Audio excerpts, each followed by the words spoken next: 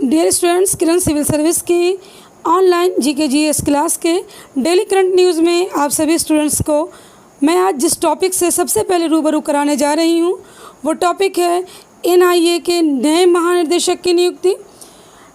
NIA के नए महानिदेशक के रूप में दिनकर गुप्ता की नियुक्ति हुई है। ये इम्पॉर्टेंट प्रश्न आपके लिए हो सकता है कि नए महानिदेशक कौन है एनआईए के।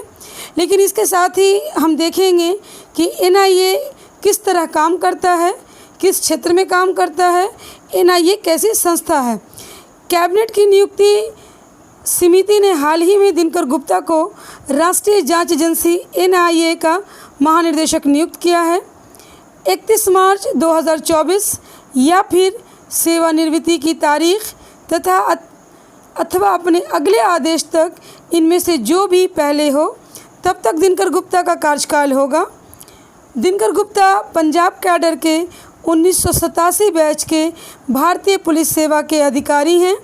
इसमें आपका प्रश्न हो सकता है कि एनआईए के नए महानिदेशक कौन हैं। दिनकर गुप्ता, इनकी सेवानिवृत्ति कब ख़त्म हो रही है? तो 31 मार्च 2024। ये किस कैडर के हैं? तो ये पंजाब कैडर 1987 बैच के पुलिस सेवा के अधिकारी हैं।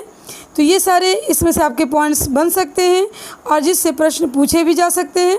इसके बाद आइए हम लोग देखते हैं एनआईए के बारे में कि एनआईए कैसी संस्था है और वो किस तरह काम करती है।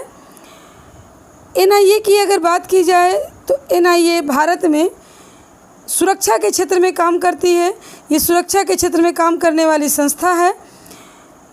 एनआईए को और हम विस्तार से देखते हैं कि एनआईए के बारे में अगर बात करें तो राष्ट्रीय अन्वेषण अधिकरण भारत में आतंकवाद, ये एनआईए का फुल फॉर्म है, राष्ट्रीय अन्वेषण अधिकरण। भारत में आतंकवाद का मुकाबला करने के लिए भारत सरकार द्वारा स्थापित एक संघीय जांच एजेंसी है।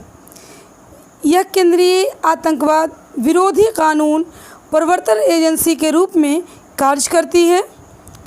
26 नवंबर 2008 को हुए मुंबई आतंकवादी हमले, जिसे हम लोग 26/11 की घटना के नाम से जानते हैं, इस हमले के बाद 31 दिसंबर 2008 को एनआईए की स्थापना की गई।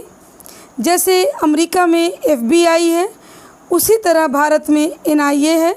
ये दोनों ही संस्था कार्य करती है आतंकवादी विरोधी घटनाओं को रोकने के लिए। 26/11 घटना के बारे में मुंबई में ये आतंकवादी अटैक था जिसके लिए अजमल कसाब को फांसी की सज़ा दी गई थी। भारत के किसी भी हिस्से में आतंकवादी गतिविधि का एनआईए स्वयं संज्ञान लेकर केस दर्ज कर सकता है। किसी भी राज्य में जांच करने के और लोगों को गिरफ्तार करने के लिए उसे राज्य सरकार की अनुमति नहीं लेनी पड़ती है, यानी ये केंद्रीय संस्था स्वयं अपने विवेक से कार्य करती है। गृह मंत्रालय के तहत आने वाली इस एजेंसी का मुख्यालय नई दिल्ली में है। इसके रीजनल ऑफिस देश भर के 8 जगहों पर मौजूद हैं, जिनमें हैदराबाद, गुवाहाटी, कोच्चि, लखनऊ, मुंबई, कोलकाता, रायपुर और जम्मू कश्मीर है। यदि आपसे क्वेश्चन पूछे कि क्या एनआईए को अपनी गतिविधि के लिए किसी राज्य सरकार की अनुमति चाहिए, तो नहीं चाहिए। मुख्यालय कहाँ है एनआईए का? तो नई दिल्ली। रीजनल ऑफिस कहाँ है? तो 6 जगहों पर है। ये आपको याद होना चाहिए, हैदराबाद, गुवाहाटी, कोच्चि, लखनऊ, मुंबई, कोलकाता, रायपुर और जम्मू कश्मीर। आइए देखते हैं एनआईए जाली करेंसी और इससे जुड़े अपराध की भी जांच करती है।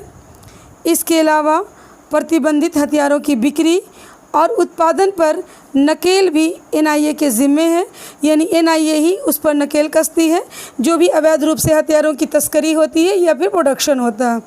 विस्फोटक पदार्थ एक्ट 1908 के तहत अपराधों और साइबर आतंकवाद के मामले में भी जांच एनआईए करती है। यानी कुल मिलाकर हम देखें तो आतंकवाद, जाली करेंसी नोट, अवैध हथियार, आतंकवाद के मामले या अवैध रूप से हथियार रखने के मामले, इन सब में जांच जिस संस्था के अंतर्गत की जाती है वो संस्था है एनआईए। तो हम लोगों ने देखा आज एनआईए के बारे में और देखा कि एनआईए के नए महानिदेशक कौन बने हैं। तो स्टूडेंट आज के लिए इतना ही। Bye bye.